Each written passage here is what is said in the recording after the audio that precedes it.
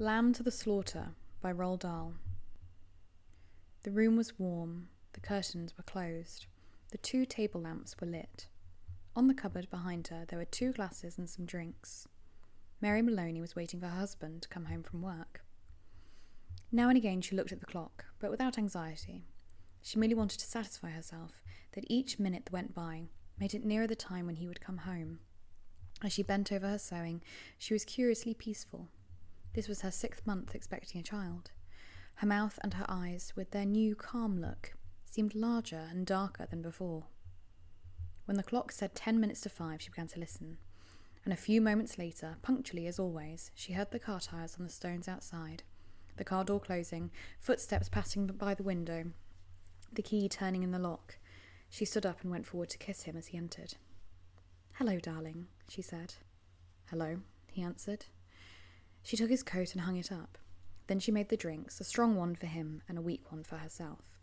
And soon she was back again in her chair with the sewing, and he was in the other chair, holding the tall glass, rolling it gently so that the ice knocked musically against the side of the glass. For her, this was always a wonderful time of day. She knew he didn't want to speak much until the first drink was finished, and she was satisfied to sit quietly, enjoying his company after the long hours alone in the house. She loved the warmth that came out of him when they were alone together. She loved the shape of his mouth, and she especially liked the way he didn't complain about being tired. "Tired, darling?" "Yes," he sighed, "I'm thoroughly exhausted." And as he spoke, he did an unusual thing. He lifted his glass and drank it down in one swallow, although there was still half of it left. He got up and went slowly to get himself another drink. "I'll get it," she cried, jumping up. "Sit down," he said. When he came back, she noticed that the new drink was a very strong one. She watched him as he began to drink. "I think it's a shame," she said, "that when someone's been a policeman as long as you have, he still has to walk around all day long." He didn't answer. "Darling," she said, "if you're too tired to eat out tonight, as we'd planned, I can fix you something. There's plenty of meat and stuff in the freezer." Her eyes waited to an answer, a smile, a nod, but he made no sign. "Anyway," she went on, "I'll get you some bread and cheese." "I don't want it," he said. She moved uneasily in her chair. "But you have to have supper. I can easily fix you something. I'd like to. We can have lamb, anything you want. Everything's in the freezer." "Forget it," he said. "But, darling, you have to eat." "I'll do it anyway, and then you can have it or not, as you like." She stood up and placed her sewing on the table by the lamp. "Sit down," he said. "Just for a minute, sit down." It wasn't until that she began to get frightened. "Go on," he said, "sit down." She lowered herself into the chair, watching him all the time with large, puzzled eyes. He had finished his second drink and was staring into the glass. "Listen," he said. "I've got something to tell you." "What is it, darling? What's the matter?" He became absolutely motionless, and he kept his head down. "This is going to be a big shock to you, I'm afraid," he said, "but I've thought about it a good deal, and I've decided that the only thing to do is to tell you immediately." And he told her. It didn't take long, 4 or 5 minutes at most, and she sat still through it all, watching him with puzzled horror. "So there it is," he added. "And I know it's a tough time to be telling you this, but there simply wasn't any other way. Of course, I'll give you the money and see that you're taken care of, but there really shouldn't be any problem. I hope not, in any case. It wouldn't be very good for my job." Her first instinct was not to believe any of it. She thought that perhaps she'd imagined the whole thing. Perhaps, if she acted as if she hadn't heard him, she would find out that none of that had ever happened. "I'll fix some supper," she whispered. When she walked across the room, she couldn't feel her feet touching the floor. She couldn't feel anything except a slight sickness. She did everything without thinking. She went downstairs to the freezer and took hold of the first object she found. She lifted it out and looked at it. It was wrapped in paper, so she took off the paper and looked again. A leg of lamb. All right then. They would have lamb for supper. She carried it upstairs, held the thin end with both her hands. She went into the living room, saw him standing by the window with his back to her, and stopped. "I've already told you," he said. "Don't make supper for me. I'm going out." At that point, Mary Maloney simply walked up behind him, and without any pause, she swung the big frozen leg of lamb high in the air and brought it down as hard as she could on the back of his head. She might as well have hit him with a steel bar. She stepped back, waiting. And the strange thing was that he remained standing there for at least 4 or 5 seconds. Then he crashed into the carpet. The violence of the crash, the noise, the small table overturning, helped to bring her out of the shock. She came out slowly, feeling cold and surprised. She stood for a few minutes, looking at the body, still holding the piece of meat tightly with both hands. "All right," she told herself. So I've killed him." It was extraordinary now how clear her mind became all of a sudden. She began thinking very fast. As the wife of a detective, she knew what the punishment would be. It made no difference to her. In fact, it would be a relief. On the other hand, what about the baby? What were the laws about murderers with unborn children? Did they kill them both, mother and child? Did they wait until the baby was born? What did they do? Mary Maloney didn't know, and she wasn't prepared to take a chance. She carried the meat into the kitchen, put it into a pan, turned on the oven, and put the pan inside. Then she washed her hands, ran upstairs, sat down in front of the mirror, fixed her makeup, and tried to smile.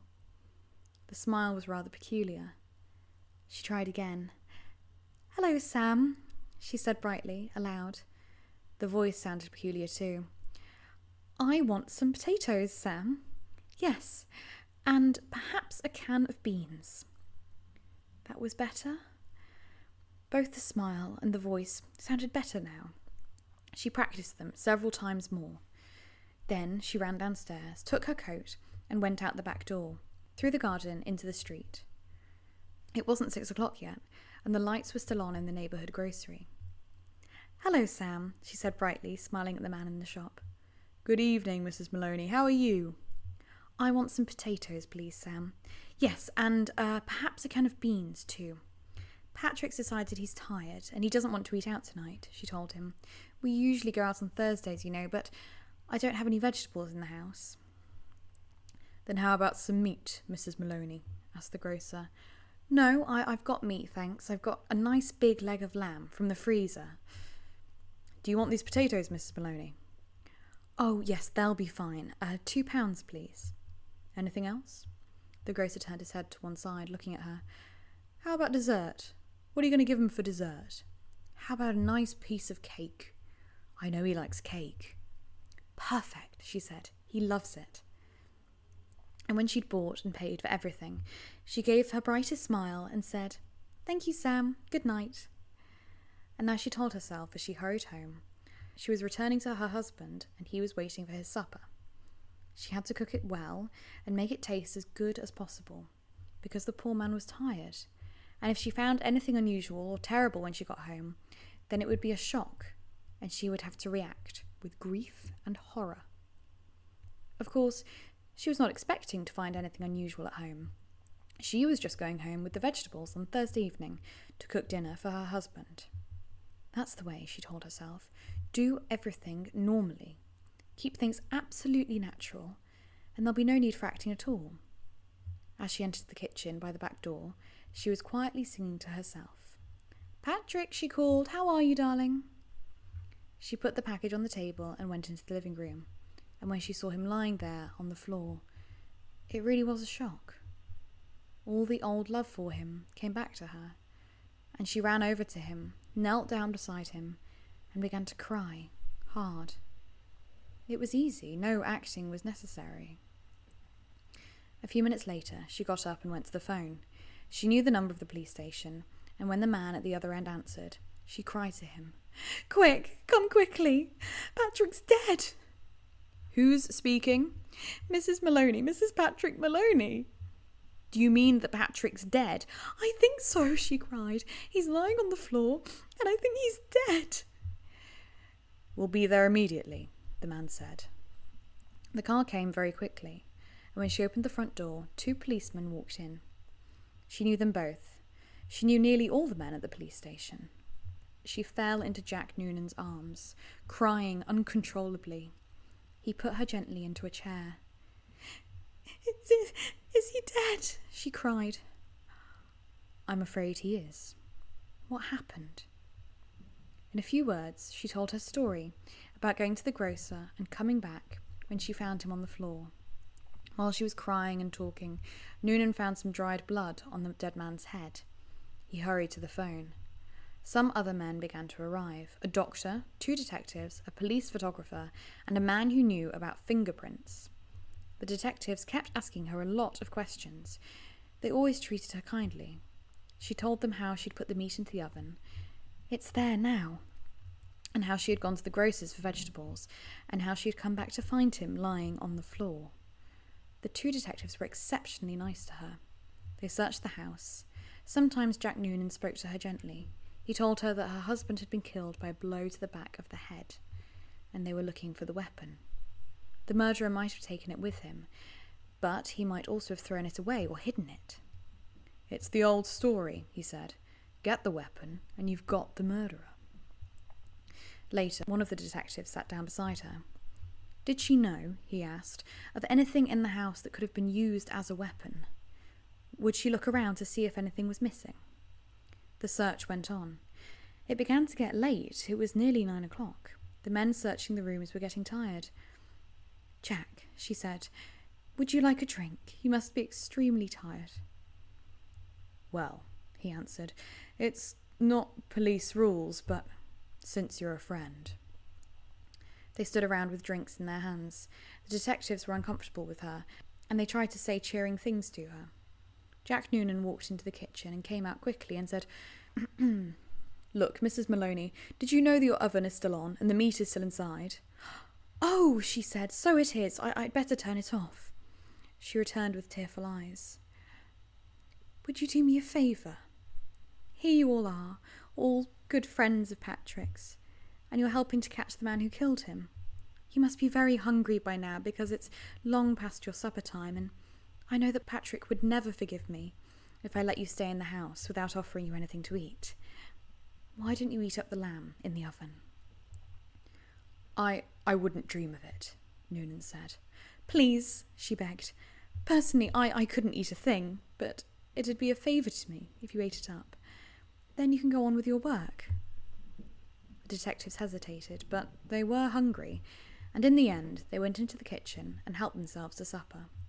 The woman stayed where she was and listened to them through the open door. She could hear them speaking among themselves, and their voices were thick because their mouths were full of meat.